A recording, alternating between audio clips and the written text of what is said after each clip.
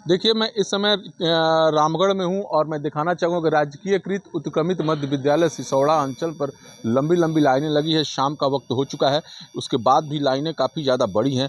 यानी कि ये संकेत दे रहा है कि ज़बरदस्त वोटिंग हो रही है। अब इसके बाद अगर बात किया जाए तो जो पूरा दिन का समीकरण रहा वो ये बताता है कि जो लड़ाई है वो त्रिकोणीय है, लेकिन इस त्रिकोणीय संघर्ष में कहीं न कहीं राष्ट्रीय जनता दल पीछे छटक जा रही है। इसमें वजह यह है कि राष्ट्रीय जनता दल का जो वंशवाद है वो उसके लिए घातक साबित हो रहा है। इसको मैं इसलिए कह रहा हूँ क्योंकि यहाँ पर सबसे ज़्यादा अगर कोई वोटर है तो वो है राजपूत समाज से, और राजपूत समाज ही अक्सर मतलब हर एक जो चुनाव होता है उसमें डिसाइड करता है कि कौन जीतेगा कौन हारेगा। और इसी के लेकर जो राजपूत समाज है इस बार जो जगदानंद सिंह के जो तीसरे बेटे हैं अजीत सिंह से थोड़ा सा इसलिए नाराज चल रहा है क्योंकि अजीत सिंह वो जगदानंद सिंह के पुत्र हैं, और राजपूत समाज देख रहा है कि इससे पहले जो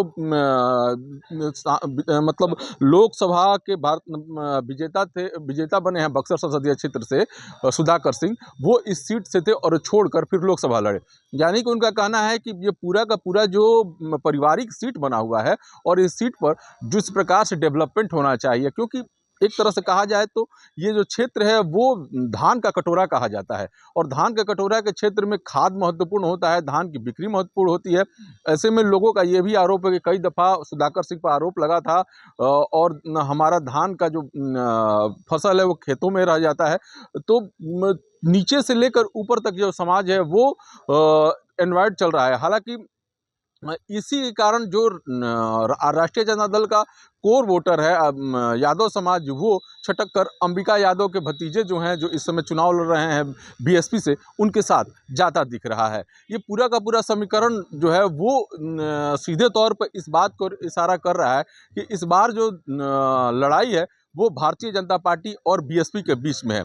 ऐसे में एक अगर एज की बात किया जाए कि आखिर अंतिम निर्णय मेरे अनुसार किधर जाएगा, तो कहना तो बहुत कठिन है क्योंकि बहुत नज़दीकी मार्जिन से पूरा का पूरा चुनाव सामने आएगा।